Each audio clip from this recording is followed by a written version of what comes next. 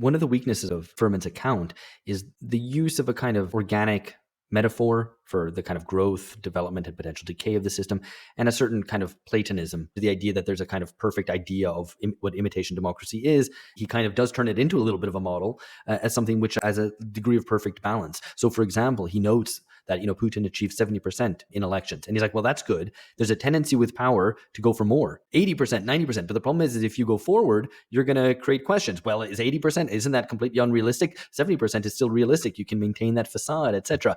And I think that's a little bit weak. In fact, these elections that were held, which were clearly not free and fair, the function there was not to fool people into believing it was a real democracy, but on the contrary, to rig elections to show that power is independent of society. Putin really is in charge. And I find that a little bit more of a convincing account.